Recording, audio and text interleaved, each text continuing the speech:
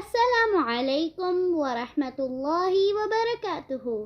کیا حال ہے پیارے ساتھیوں؟ امید کرتی ہوں خیر و عافیت سے ہوں گے۔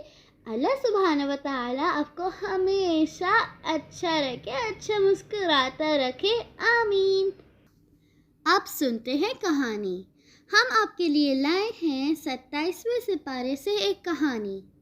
27ویں سپارے میں اللہ سبحانہ و تعالی نے کئی صورتیں نازل فرمائی ہیں۔ ان میں سے ایک صورت ہے جس کا نام ہے القمر، اور القمر کہتے ہیں وہ جو رات کو نکلتا ہے نا، جی ماموں بھی ہوتا ہے ہمارا، چندہ ماموں، اسے کہتے ہیں القمر۔ بھلا قمر کا ذکر اللہ سبحانہ و تعالی نے قرآن میں کیوں کیا؟ سنتے ہیں۔ یہ ان دنوں کا واقعہ ہے جب ہمارے نبی پاک صلی اللہ علیہ وسلم مکہ میں اللہ سبحانہ و تعالی کی طرف، دین اسلام کی طرف سب لوگوں کو دعوت دے رہے تھے، اور کفار بہت ہی غصے میں رہتے تھے۔ وہ کہتے تھے یہ کیوں ہمارے بتوں کو برا کہتا ہے، یہ کیوں ہمارے باپ دادا کو برا کہتا ہے، ہم تو اسی کی عبادت کریں گے جس کی عبادت ہمارے باپ دادا کیا کرتے تھے۔ ان دنوں کا ذکر ہے کہ جب جناب رسول اللہ صلی اللہ علیہ وسلم کے پاس مشرکوں کا ایک گروہ آیا، جس میں ولید بن مغیرہ، ابو جہل، عاص بن عشام، اسود بن ابو مطلب اور نضر بن حارث بھی تھے۔ انہوں نے نبی پاک صلی اللہ علیہ وسلم سے کہا کہ اگر آپ واقعی ہی سچے ہیں تو اپنی سچائی کا ثبوت دیجیے۔ نبی صلی اللہ علیہ وسلم نے کہا، بتاؤ کیا ثبوت چاہتے ہو؟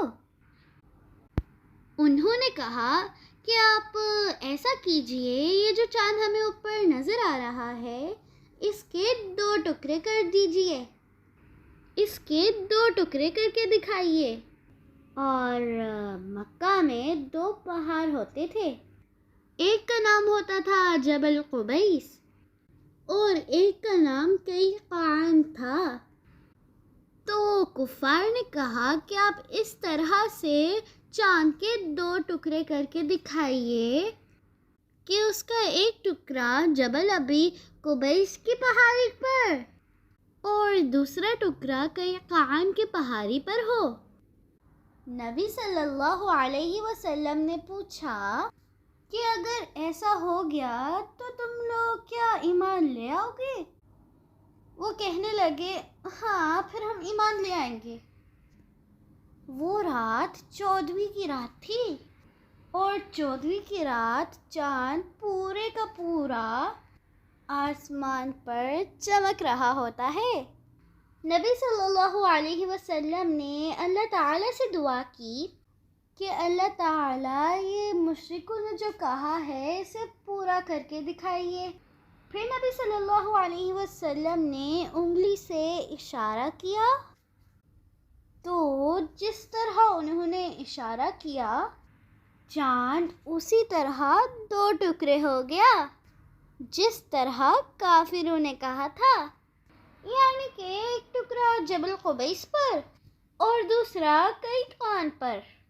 نبی صلی اللہ علیہ وسلم نے فرمایا، اے ابو سلمہ اور ارقم، اس پر گواہ رہنا۔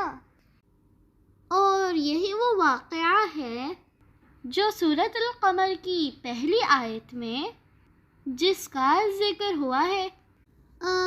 تاریخ میں لکھا جاتا ہے کہ 3 صدی ہجری کی ابتدا میں کچھ عرب مسلمان کشتی پہ سوار جزائر سری لنکا کی طرف جا رہے تھے کہ طوفانوں کی وجہ سے جزائر ملبار کی طرف جا نکلے۔ وہاں گدن کلور نامی شہر سے کشتی میں اترے۔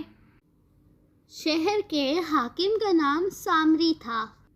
اس نے مسلمانوں کے بارے میں یہودی اور عیسائی سیاحوں سے کچھ سن رکھا تھا۔ عرب مسلمانوں سے کہنے لگا کہ پیغمبر اسلام کے حالات اور ان کے کچھ معجزات بیان کرے۔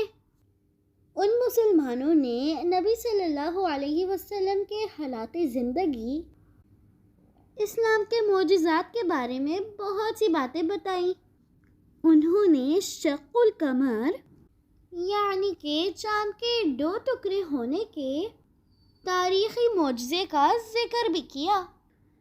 اس پر وہ بادشاہ سامری کہنے لگا، اچھا ذرا ٹھہرو، ہم ابھی تمہاری بات کی سچائی کا امتحان لے لیتے ہیں۔ ہمارے ہاں یہ طریقہ ہے کہ جو بھی اہم واقعہ ہو اسے لے کر شاہی خزانے میں محفوظ کیا جاتا ہے۔ اگر تم یہ سچ کہہ رہے ہو کہ نبی صلی اللہ علیہ وسلم کی سچائی کے اظہار کے لیے چاند 2 ٹکڑے ہوا تھا تو اسے یہاں کے لوگوں نے بھی دیکھا ہوگا، اور اتنا حیرت انگیز واقعہ ضرور لکھ کر بھی شاہی خزانے میں محفوظ کیا ہوگا۔ یہ کہہ کر اس نے پرانے کاغذات طلب کیے۔ جب اس سال کا رجسٹر کھولا گیا تو اس میں یہ لکھا ہوا تھا کہ آج رات چاند 2 ٹکڑے ہو کر پھر جڑ گیا۔ اس پر وہ بادشاہ سامری مسلمان ہو گیا اور بعد میں اپنا تخت و تاج چھوڑ کر مسلمانوں کے ساتھ ہی عرب چلا گیا۔ اس کے علاوہ ایک بر صغیر کے عالم تھے سید محمود، جو کہتے ہیں کہ میں نے تاریخ میں پڑھا ہے کہ جب سلطان محمود غزنوی ہندوستان پہ بار بار حملے کر رہے تھے تو انہوں نے بعض عمارتوں میں یہ تختی لکھی ہوئی دیکھی کہ اس عمارت کی تکمیل اس رات ہوئی جس رات چاند 2 ٹکڑے ہو گیا تھا۔